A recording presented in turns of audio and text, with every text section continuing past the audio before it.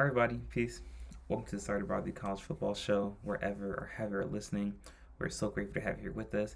As you guys know, I'm Sean Cottle, and guys, we have just finished a wonderful, exciting weekend of college football, and from upsets to exciting games to potential college football playoff matchups, all of that occurred this weekend, and we're excited to recap all of that with you guys. And from Oregon, Penn State, exciting Big Ten matchup, to Ole Miss and LSU, the thriller down in Mississippi, and to the Alabama Crimson Tide rolling over the Georgia Bulldogs in Athens and making a statement win, another statement win for Kalen DeBoer and his Alabama Crimson Tide. So we're not going to waste any time, guys. We're going to go ahead and go right into it.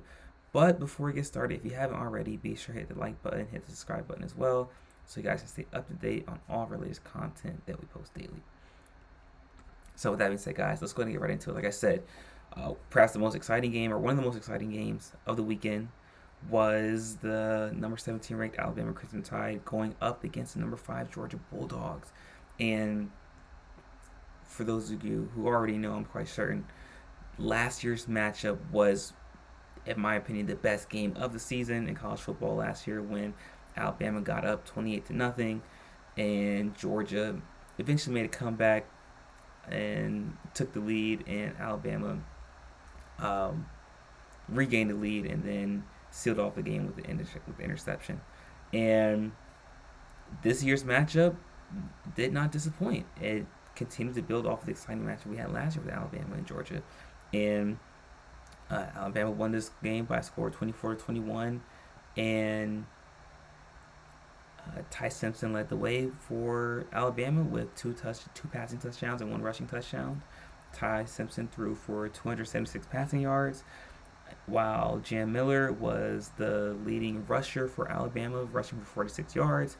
However, we have to remember, or something that needs to be noted, is that Alabama has turned into a running by committee offense. And so if we look down at the box score, Jam Miller had 46 yards. Kevin Riley had 30 yards.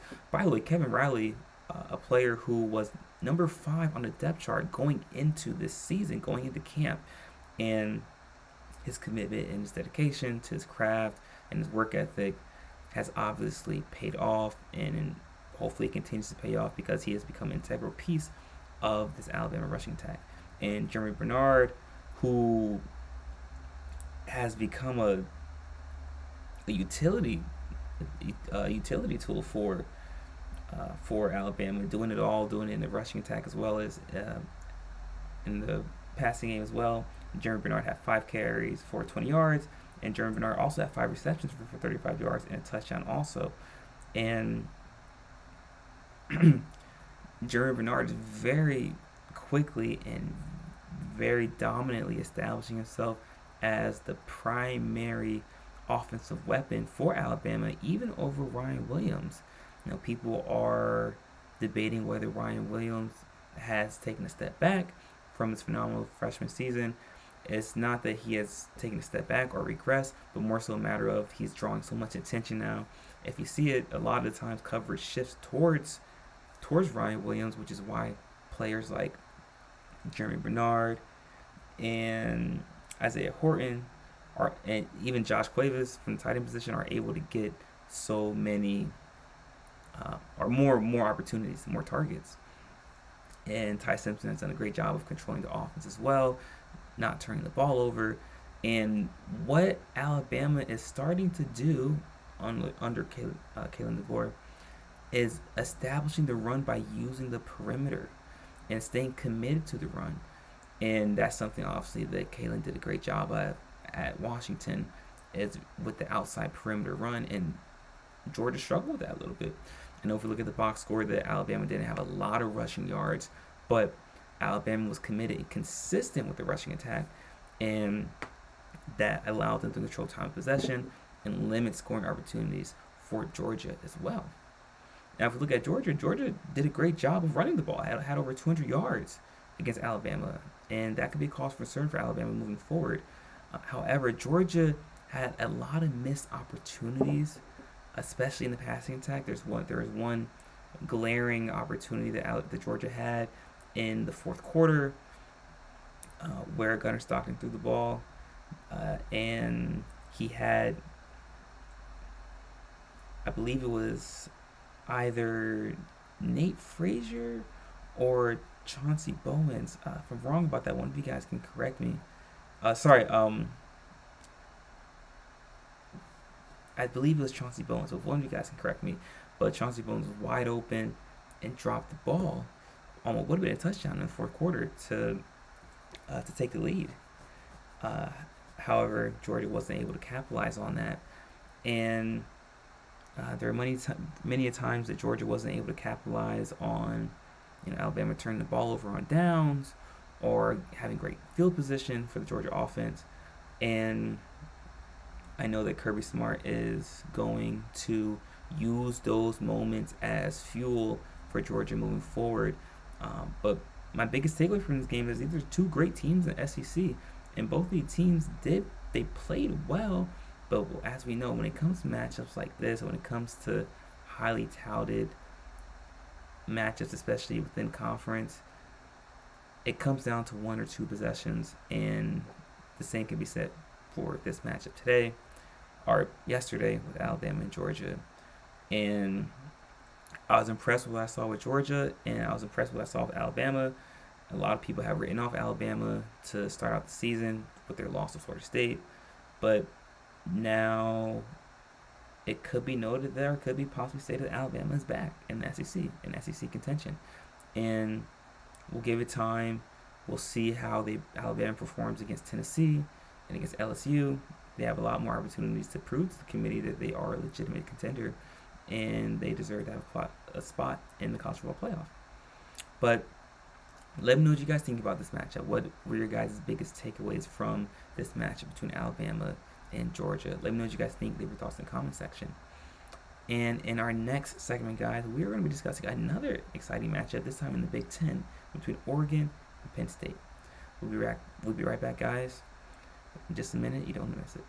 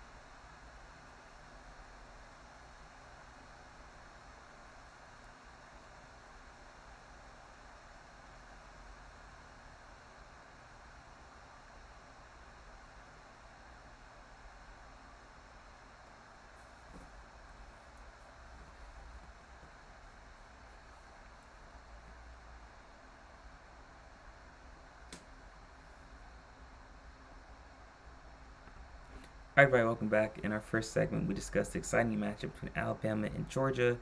And in this segment, guys, we're going to be discussing a highly touted Big Ten matchup between Oregon and Penn State. A game that was very exciting, went to double overtime. And, for those of you who saw, obviously Oregon was able to take a big lead, a 17-3 lead, going to the fourth quarter. Penn State managed to come back to tie the game and send it to overtime. And in the second overtime, Oregon took the lead, and now it's Penn State's possession. Penn State is going down the field. However, Drew Aller throws an interception, and it was actually Penn State's only turnover of the game. Throws an interception, and Oregon steals the game, steals the victory with that interception in double overtime. And if we look at this game, Oregon threw for 248 passing yards, led by their freshman quarterback Moore, who looked very composed over the course of the game. The away atmosphere, the environment of Penn State did not look to be too much for him. Oregon had 82 rushing yards, and Oregon was constantly aggressive throughout the game. But that's something that Dan Lanning is known for, constantly going for it on fourth downs. He does this to keep fluidity and rhythm within the offense, while also limiting the possessions for the opponent. However, there were many a times where the secondary of Penn State had miscommunications, and also the front seven of Penn State did not do the best job of tackling as well, especially in key moments. And that's not something you normally say about Penn State teams, especially led by James Franklin, who is known for his defensive prowess. And his Penn State program has been known for his defensive prowess over the past 8 or 9 years. So for them to struggle defensively the way in which they did is a bit surprising, but it is nice to see that the offense was able to produce. Drew Aller had 137 yards, 2 touchdowns, but he had that 1 interception. And you don't expect explosiveness from Penn State's offense, but you do expect them to be able to move down the field a bit. And perhaps that is what Penn State is missing, is that big explosive play that can take pressure off of their defense. There weren't a lot of moments that Penn State was able to really take the top off of the secondary, and Oregon was able to put 8 in the box and really, force Penn State almost to throw the ball. And if you're Oregon, you had to be very impressed with what you saw. A little bit of cause for concern for Oregon moving forward is also their ability to tackle as well. There were many times they had missed tackles, missed opportunities. But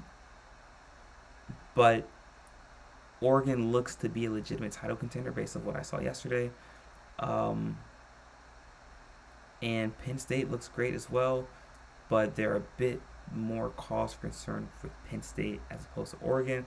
But the issues or the cause for concerns that I have with Penn State are concerns that I've had for them for the past 8 or 9 years. Like I said, it's their offensive ability to be explosive.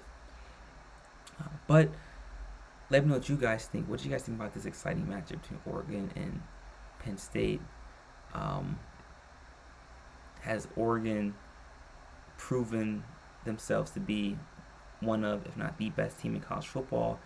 Is Penn State still worthy enough to be considered one of the best teams in college football? Let me know what you guys think. Leave your thoughts in the comment section. I'm looking forward to hearing all about it. And in our next segment, guys, we will be discussing another exciting SEC matchup between Ole Miss and LSU. Be sure to stick around for that, guys. You're not going to miss it. We'll be right back.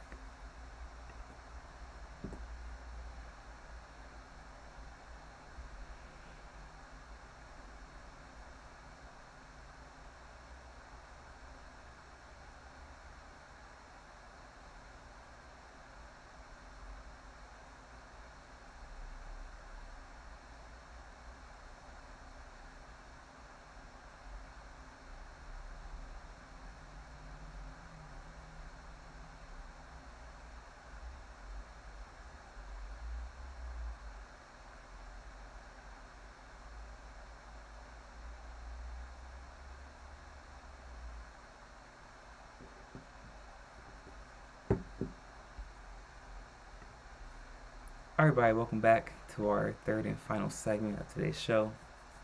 In this segment, guys, we're going to be discussing a very exciting matchup between Ole Miss and LSU.